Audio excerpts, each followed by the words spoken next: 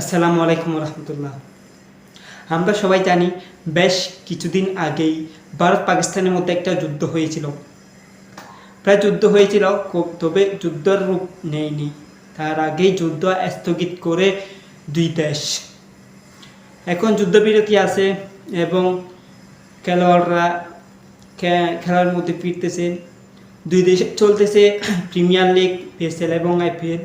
16 তারিখ থেকে শুরু হচ্ছে আইপিএল এবং 17 তারিখ থেকে শুরু হচ্ছে পিএসএল, এবং পিএসএল ফাইনাল হবে 25 তারিখ। পিএসএল 8টি ম্যাচ বাকি আছে, সেই 8টি ম্যাচই হয়ে যাবে 7-8 দিনের মধ্যেই। তবে পিএসএল শেষ হওয়ার পর বাংলাদেশের সিরিজ আছে, সিরিজও পিছিয়ে যাচ্ছে। তো সিরিজের এখনও নির্ধারণ করা হয়নি কত তারিখ থেকেই শুরু হবে। তো সেক্ষেত্রে আমরা সবাই তো জানি একটা যুদ্ধে পরিণত হয়েছে, যুদ্ধবিরতি আছে। সেই জায়গা থেকে আবার এই মাসে বাংলাদেশ যাবে পাকিস্তানে খেলতে। সেই সিদ্ধান্ত নিয়েছে বিসিবি সভাপতি ফারুক আহমেদ। তো এখন যুদ্ধ স্থগিত করা হয়েছে, তবে যুদ্ধ এখনও সম্পূর্ণ শেষ হয়নি, সম্পূর্ণভাবে ফয়সালা সমাধান কিছু হয়নি। সেক্ষেত্রে আমরা কিভাবে বাংলাদেশ টিমকে পাকিস্তানি সফরে পাঠাই, বিসিবি সভাপতি কী কারণে সেইটা মনে করেছিল তা সেই জানে। এখন আমার মনে হয় আমাদের মতে বাংলাদেশ টিম পাকিস্তানে না যাওয়াই ভালো। এখন এই মাসে সেই সিরিজটা যদি আমরা সংযুক্ত আরব আমিরাতে বা আর কোনো জায়গায় যদি সরিয়ে নিতে পারতাম তাহলে সেটা খুবই ভালো হতো। এখন যদি বাংলাদেশ টিম পাকিস্তান সফরে যায়, সেখানে যদি কিছু একটা অঘটন ঘটে যায় তাহলে সেই দায়ভার কি বিসিবি নেবে? হয়তো তিনি ভালো জানেন কি কারণে তাকে এইভাবে দ্রুত সময় এই মাসের মধ্যে পাকিস্তান সফর করতে হচ্ছে বাংলাদেশ টিমকে। আমরা হয়তো সেই সিরিজটা আরেকটু পিছিয়ে নিয়ে যেতে পারি, হয়তো মাসখানিক পিছিয়ে নিয়ে গেলেই তো কোনো সমস্যা নেই।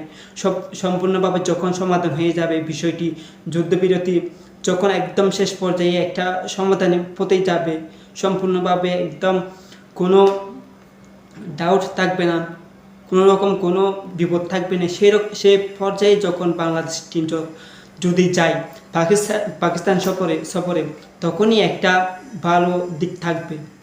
এখন এই পর্যায়ে যুদ্ধ স্থগিত হয়েছে, সে পর্যায়ে যদি বাংলাদেশ টিম পাকিস্তান সফর করে, সেক্ষেত্রে যদি অঘটন যদি ঘটে যায় তাহলে বাংলাদেশ টিম কোথায় গিয়ে দাঁড়াবে কেউ কি ভাবতে পারতেছেন?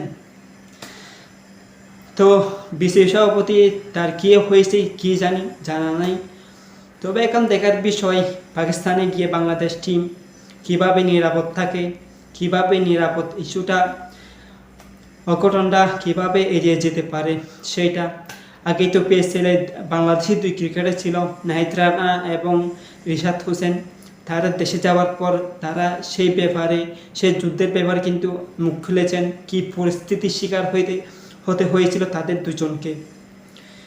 এখন 16 সদস্যের দল পাঠাচ্ছে বিসিবি সভাপতি ফারুক আহমেদ পাকিস্তান।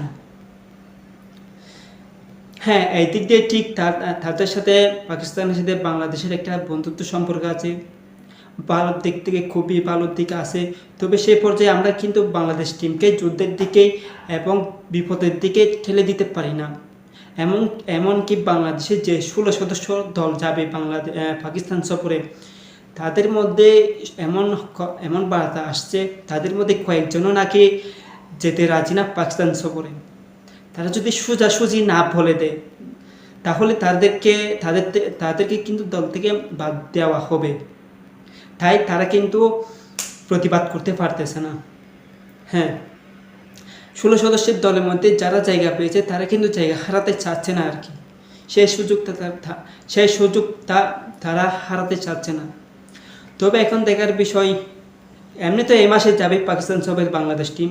17 তারিখ থেকে তো বাংলাদেশের 17 এবং 19 তারিখ দুই ম্যাচ টি20 সিরিজ খেলবে সংযুক্ত আরব আমিরাতের সাথে।